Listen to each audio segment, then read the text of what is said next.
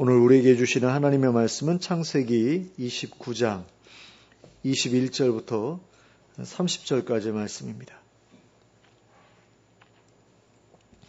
창세기 29장 21절부터 30절까지를 함께 합독하도록 하겠습니다. 함께 읽겠습니다. 시작. 야곱이 라반에게 이르되 내 기한이 찼으니 내 아내를 내게 주소서. 내가 그에게 들어가겠나이다. 라반이 그곳 사람을 다 모아 잔치하고 저녁에 그의 딸 레아를 야곱에게로 데려가매 야곱이 그에게로 들어가니라. 라반이 또 그의 여종 실바를 그의 딸 레아에게 시녀로 주었더라. 야곱이 아침에 보니 레아라. 라반에게 이르되 외삼촌이 어찌하여 내게 이같이 행하셨나이까? 내가 라헬을 위하여 외삼촌을 섬기지 아니하였나이까? 외삼촌이 나를 속이심은 어찌 됨이니이까? 라반이 이르되 언니보다 아우를 먼저 주는 것은 우리 지방에서 하지 아니하는 바이라. 이를 위하여 7일을 채우라. 우리가 그도 내게 주리니 내가 또 나를 7년 동안 섬길지니라.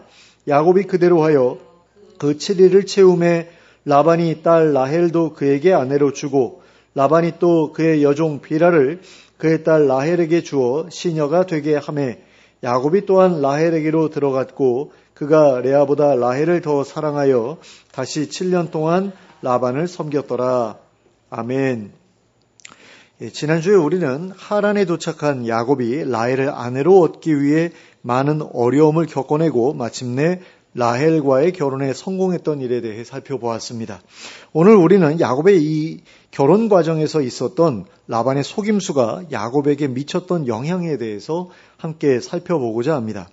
야곱은 라반과 약속한 7년 동안 라반을 위해 성실하게 일했고 그 기한이 찾아 라반에게 라헬을 아내로 달라고 요구했습니다. 그러자 라반은 야곱을 위해 혼인잔치를 열어주었습니다. 하지만 라반은 그 혼인날 밤에 라헬 대신 레아를 신방에 들여보냈습니다. 라반과 레아가 어떤 방식으로 야곱을 속여 넘길 수 있었는지는 알 수 없지만 야곱은 레아를 라헬인 줄로만 생각하고 자신의 아내로 취하였습니다. 그러나 아침이 되었을 때 야곱은 자신의 옆에 누운 여인이 라헬이 아니라는 것을 알고 크게 놀랐습니다. 그래서 야곱은 라반에게 가서 어째서 자신을 속였느냐고 따졌습니다.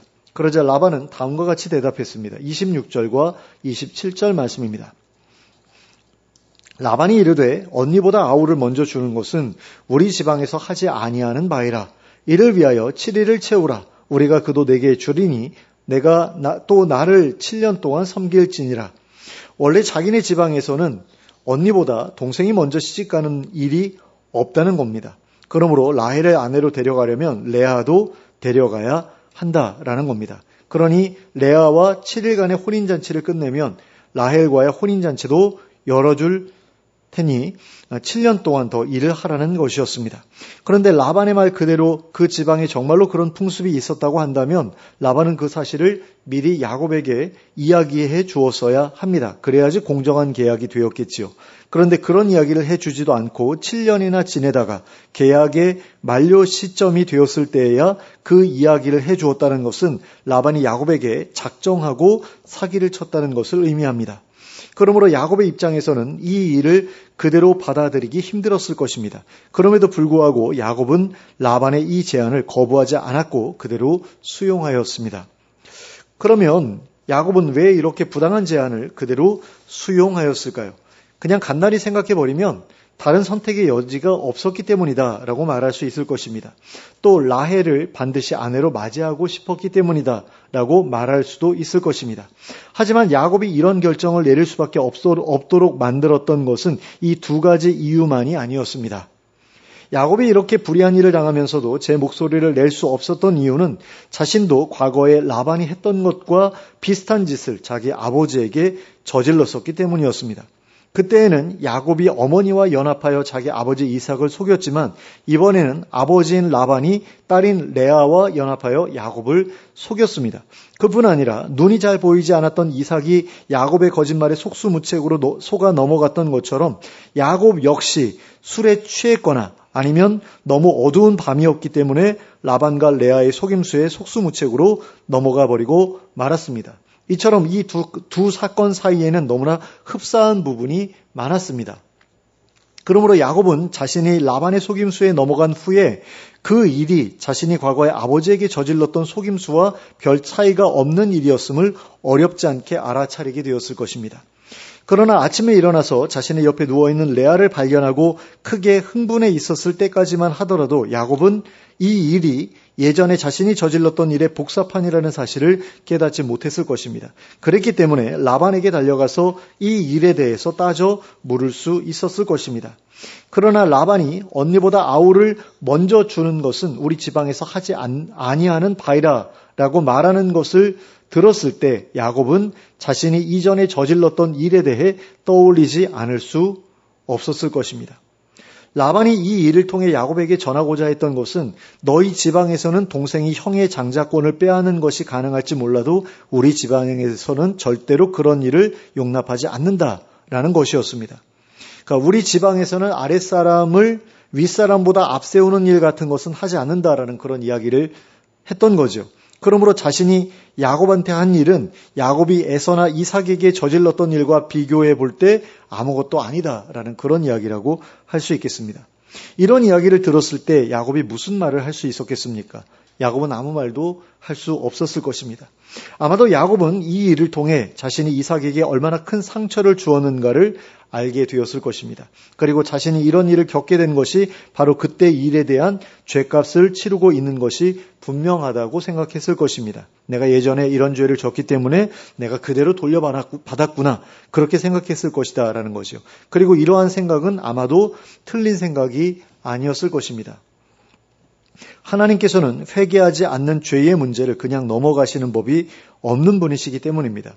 하나님은 공의로우신 분이시고 당신의 백성이 의롭게 살아가기를 바라시는 분이십니다.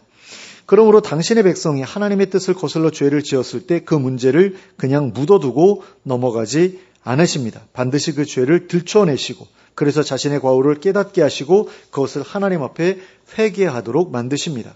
다윗의 경우가 그 대표적인 예라고 할 수 있을 것입니다. 하나님께서 다윗에게 나단 선지자를 보내신 것은 다윗이 우리아를 죽이고 밧세바를 취한 지 1년이 넘었을 때였습니다. 그 사이에는 아무도 그 일에 대해 말하는 사람이 없었습니다. 그리고 밧세바의 태중에 있던 아이는 이미 세상에 나와서 한창 재롱을 부리며 다윗에게 기쁨을 주고 있었던 때였습니다. 그런데 그때에 하나님께서 나단 선지자를 다윗에게 보내셨습니다. 그리고 다윗을 책망하게 하셨습니다. 그리고 그 아기를 취하여 가셨습니다. 하나님께서 그 일을 묵과하시면 다윗은 앞으로도 죄 짓는 일을 가볍게 생각하게 될 것이 분명했기 때문입니다. 그렇다면 또 비슷한 일을 할 수도 있는 거죠. 우리야 말고 또 다른 남자를 죽이고 그 아내를 취하는 일을 벌일 수도 있는 것 아니겠습니까? 그리고 그렇게 되면 하나님의 백성을 올바로 다스리지 못하게 될 것이 분명했습니다. 그래서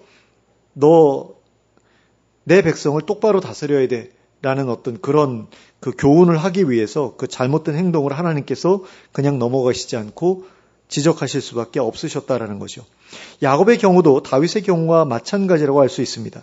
야곱이 겪었던 이 일은 야곱으로 하여금 자신이 죄를 깨닫고 하나님 앞에서 더 이상 그러한 죄 가운데 거하지 않도록 교훈하시기 위해 하나님께서 버리신 일이었다라고 할 수 있습니다. 그러니까 야곱이 앞으로 이스라엘이 되어야만 하잖아요. 하나님의 백성들의 조상이 되어야 되는데 하나님 앞에서 똑바로 사는 그런 모습을 가지고 있지 못하다면 그 후손들이 뭘 보고 배우겠습니까? 그러니까 변화시키기 위한 어떤 수단으로서 하나님께서 이 일을 벌이신 것이다라는 거죠. 야곱에게 벌어졌던 이 사건을 보면서 우리가 깨닫게 되는 것은 무엇입니까? 그것은 회개하지 않은 죄는 반드시 그 대가를 불러온다는 것입니다.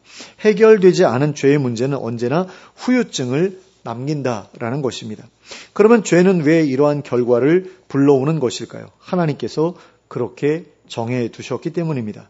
하나님의 뜻을 거슬러 행하는 일들에 대해 반드시 대가가 따르도록 정해 놓으셨기 때문입니다. 그런데 그 대가를 치르는 시기는 사람에 따라 다르게 되어 있습니다. 어떤 사람은 이 세상을 살아가는 동안에 그 모든 대가를 치르는 반면에 어떤 사람은 이 세상을 살아가는 동안에는 아무 일도 겪지 않다가 죽음 이후에 그 모든 대가를 한꺼번에 치르게 되는 사람들도 있습니다. 그러니까 지옥에 던져져서 거기서 죄값을 다 치르는 그런 사람들도 있다라는 거죠. 하지만 그 어느 누구도 죄에 대한 대가를 치르지 않고서 하나님 앞에 서게 되는 일은 없습니다. 그 누구도 자신의 죄에 대한 대가를 치르지 않고서는 하나님 앞에서 자신의 삶에 대한 계산을 마칠 수 없습니다. 그러므로 우리는 죄 짓는 것을 두려워해야 하고 죄 짓는 것을 최선을 다해 피해야 합니다. 예수님께서 우리 죄를 대신해서 다 짊어지셨기 때문에 우리는 죄값을 치르지 않아도 된다라고 그렇게 말하는 사람들도 있는데, 그러니까 죄값이라고 말하는 것에도 그 차이가 있지 않나라는 생각이 들어요.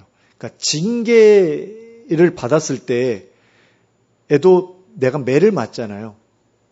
그 징계는 매잖아요. 근데 그 매는 죄값이 아니고 뭐냐라는 그런 질문을 우리가 할 수 있는 거죠. 그러니까 예수님께서 나를 대신해서 채찍질 당하시고 매를 다 맞으셨기 때문에 나는 하나님께 앞으로 죄를 지어도 매를 맞지 않는다? 근데 그거 아니잖아요. 뒤에서 다시 한번 말씀드릴게요. 아버지를 속였던 야곱의 거짓말은 결국 라반을 통해서 야곱에게로 되돌아왔습니다. 그런데 그것으로 끝이 아니었습니다. 라반 역시 자신의 거짓말로 인해서 자신의 딸로부터 속임을 당하게 되었습니다. 창세기 31장을 보시면 야곱이 가족들과 함께 고향으로 돌아가기 위해 하란을 떠나는 장면이 기록되어 있습니다. 그런데 그 과정에서 라헬은 둘째 딸이죠. 라헬은 자기 아버지에 대한 미움 때문에 그리고 복에 대한 욕심 때문에 아버지의 드라빔을 훔쳐가지고 그곳을 떠났습니다. 그러니까 자기 언니를 자기보다 먼저 이제 그 야곱에게 집어넣는 바람에 자기가 마치 세컨드처럼 그렇게 돼버렸잖아요. 물론 둘 다 정실 부인이기는 했지만 그런 것 때문에 언니하고 계속 다투고 이런 것들이 모두 아버지 때문이다라는 어떤 원망감이 있었던 것 같아요. 그리고 복에 대한 그런 욕심도 있었을 것이고요. 그러니까 그 복을 비는데 사용했던 드라빔이라는 우상을 훔쳐서 가지고 가려고 했던 거죠. 그러자 라반은 없어진 자신의 드라빔을 찾기 위해 자신의 아들들을 데리고 야곱을 쫓아왔습니다. 그리고는 야곱의 모든 소유를 뒤지면서 드라빔을 찾았습니다. 그러다가 라헬의 장막도 뒤지게 되었는데 그때 라헬은 자신의 훔친 드라빔 위에 낙타의 안장을 놓고 그 위에 앉은 채로 내가 지금 생리 중이라서 움직일 수가 없다라는 그런 거짓말을 통해서 아버지를 속여 넘기죠. 그래서 결국 라반은 자신의 드라빔을 찾지 못하고 빈손으로 돌아가게 되었던 것을 볼 수 있습니다. 이처럼 라반은 자신이 야곱에게 했던 일과 비슷한 일을 딸에게 그대로 되돌려 받았습니다. 라반이 온갖 거짓말을 통해 야곱의 임금을 빼돌렸던 것처럼 라헬도 거짓말을 통해 라반의 소유를 도둑질했던 것입니다. 이처럼 회개하지 않은 죄는 부메랑처럼 자신에게 돌아오게 되어 있습니다. 자신의 죄를 깨닫게 하는 데에는 자신이 저지른 죄와 똑같은 죄의 피해자가 되어 보도록 하는 것보다 더 좋은 방법이 없기 때문입니다. 그래서 하나님께서는 이러한 방법을 사용해서 당신의 백성을 교훈하실 때가 많습니다. 그러니까 똑같은 일을 한번 겪어봐 라고 하실 때가 많다라는 거죠. 근데 그게 사실은 복이라는 것을 우리가 알 필요가 있죠. 그래가지고 내가 남한테 저질렀던 일이 얼마나 잘못된 일이었는지를 깨닫고 회개하게 되면 다시 하나님께서 회복시켜 주시잖아요. 그런 기회를 우리가 얻을 수 있잖아요. 그런 점에서 징계라는 게 무조건 나쁜 것은 아니죠. 그런데 재미있는 것은 다윗이나 야곱의 경우에는 그러한 일들을 통해 자신의 죄를 깨닫게 되는 결과로 이어졌지만 라반의 경우에는 그러한 일을 통해서 자신의 죄를 깨닫게 되는 결과로까지 이어지지는 못했다라는 것입니다. 그는 그저 과거의 죄에 대한 대가를 지불하는 데에서 그쳤을 뿐입니다. 그 점을 볼 때에 하나님께서 누군가에게 징계를 베푸실 때에는 그 징계의 대상이 하나님의 백성이냐 아니냐에 따라서 그 징계의 목적이 달라진다는 것을 알 수 있게 됩니다. 하나님의 백성에게는 죄를 깨닫게 하기 위한 징계가 주어지지만 하나님의 백성이 아닌 사람들에게는 징벌로서의 징계가 주어진다라는 것입니다. 히브리서 12장 6절부터 8절까지에서는 이렇게 말씀하고 있습니다. 주께서 그 사랑하시는 자를 징계하시고 그가 받아들이시는 아들마다 채찍질 하심이라 하였으니 너희가 참음은 징계를 받기 위함이라. 하나님의 아들과 같이 너희를 대우하시나니 어찌 아버지가 징계하지 않는 아들이 있으리요. 징계는 다 받는 것이거늘 너희에게 없으면 사생자요 친아들이 아니니라. 자, 하나님께서 사랑하시는 자를 징계하시고 받으시는 아들마다 채찍질 하신다라고 말씀하고 있지요. 또 아버지가 징계하지 않는 아들은 없다고 말씀하고 있습니다. 징계가 없으면 참 아들이 아니라 사생자라고 말씀하고 있습니다. 그런데 예수님께서 우리를 대신해서 다 징계를 받으셨기 때문에 우리는 징계를 안 받아도 된다? 이건 말이 안 되는 거죠. 죄값을 다 치러주셨다? 근데 사실 예수님께서 치러주신 그 죄값이라고 하는 것은 우리가 아담의 그 몸 안에서 함께 지은 그 반역죄에 대한 그런 죄값인 거죠. 그래서 원죄에 대한 죄값이라고 생각하면 됩니다. 그래서 우리가 원죄를 지어서 에덴 동산에서 쫓겨났잖아요. 그래서 하나님 앞에 나아갈 자격을 완전히 잃어버렸잖아요. 배신자가 되었기 때문에. 그 죄값을 치러주셨기 때문에 우리가 하나님 앞에 나아갈 수 있게 된 거거든요. 근데 그 외에 자범죄에 대해서는 자신에게도 책임져야 될 부분이 분명히 있다라는 겁니다. 내가 누군가한테 손해를 입혔으면 그 손해에 대해서 배상해야 될 의무가 나한테 여전히 남아 있다라는 거예요. 그런데 그것마저도 뭐 예수님 덕분에 다 해결이 됐다 이렇게 말할 수는 없는 거거든요. 그런데 구원파 같은 데서는 그런 식으로 이야기를 하죠.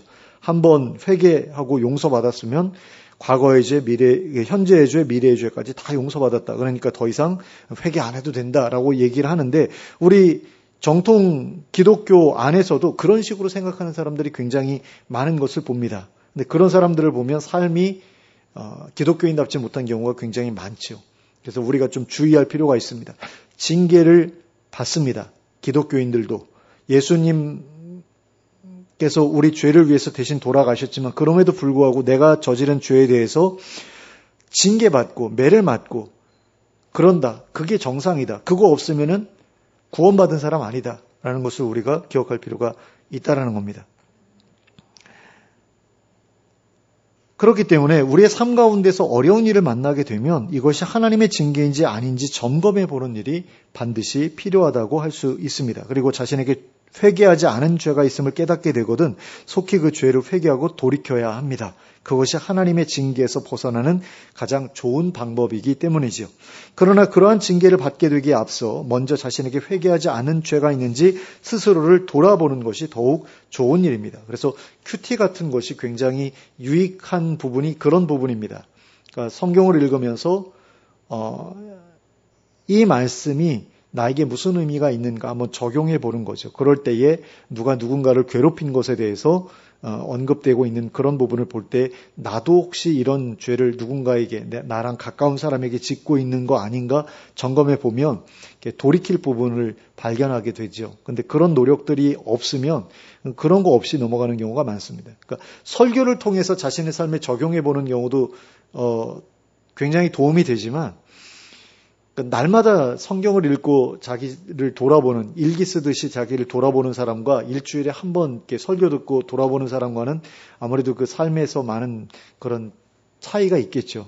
좀 더 거룩한 삶을 사는 데에는 날마다 묵상하는 그런 일들이 도움이 될 겁니다. 근데 또 잘못하다 보면 이상한 해석에 빠지게 되는 경우도 있어서 굉장히 조심스러운 부분이 있는데요. 그래서 가이드북 같은 게 있으면 도움이 많이 되겠죠. 매일 성경이라든가 뭐 생명의 삶이라든가 어쨌든 자기 자신을 그러니까 징계받기 전에 자기 자신을 돌아보면서 자신의 어떤 부족함들 이런 것들 잘못된 부분들 고쳐나가는 건 굉장히 중요한 일이라고 하겠습니다. 그래서 잘못된 행동으로 다른 이들을 억울하게 하거나 피해를 입힌 일이 있다면 그 일에 대한 징계가 임하기에 앞서 먼저 나서서 그 문제를 해결해야 합니다. 그렇지 않으면 언젠가 자신도 그와 동일한 일을 겪게 될 수 있기 때문입니다. 그리고 그것보다도 더 좋은 것은 아예 처음부터 죄를 멀리하며 살아가는 것이라고 할 수 있습니다. 하나님의 징계와 상관없이 늘 형통한 삶을 살아가기를 바란다면 우리는 아예 처음부터 죄를 짓지 않고 살아가야 합니다. 공의로우신 하나님께서 우리의 삶을 다 지켜보고 계시기 때문입니다. 그분의 눈동자를 피하여 숨을 사람은 이 세상에 아무도 없기 때문입니다. 잘못된 일은 반드시 드러나게 되어 있기 때문입니다. 그래서 처음부터 똑바로 살아야 된다라는 거죠. 그리고 똑바로 살아갈 때 형통한 삶에 더 가까운 그런 삶을 살아갈 수 있게 되기 때문이다라는 겁니다. 근데 욥과 같이 이렇게 생각하지도 못했던 그런 일들이 닥치기도 해요. 근데 어느 것을 더 중심에 두어야 할까라고 했을 때 하나님의 뜻대로 살아가면 형통하다라는 데 중점을 두는 게 맞을 것 같아요. 왜냐하면 예외적인 경우를 너무 중심에다 두다 보면 굉장히 삶이 우울해질 것 같거든요. 힘들어질 것 같고. 누구에게나 욥과 같은 일이 일어날 수는 있는데 그렇다고 해가지고 누구에게나 욥과 같은 일이 일어난다라는 것을 늘 의식하면서 살아가면 얼마나 힘들겠어요.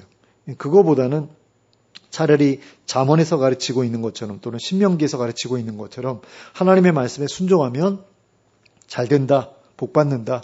이걸 기본으로 두고 살아가는 게 더 낫겠죠.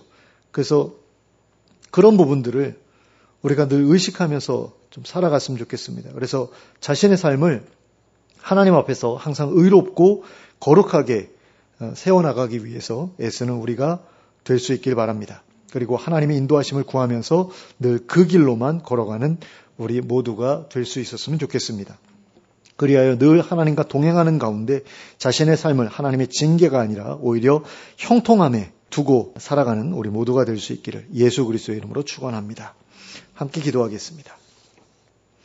사랑의 하나님 아버지, 하나님 앞에서 죄짓고 살아가는 것이 얼마나 우리에게 불행한 일이 되는 것인지 늘 기억하며 살아갈 수 있길 원합니다.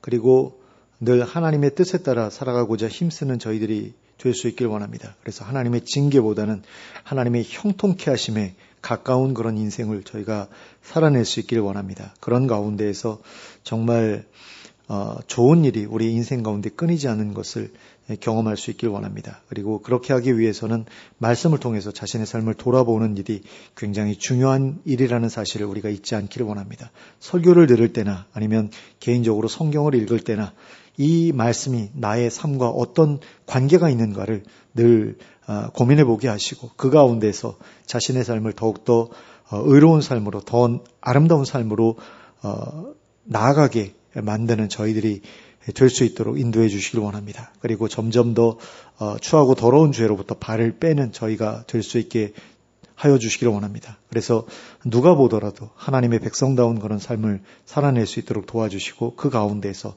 하나님의 복을 풍성하게 누리며 살아가는 저희가 될 수 있도록 인도하여 주시옵소서. 예수 그리스도의 이름으로 기도하였습니다. 아멘.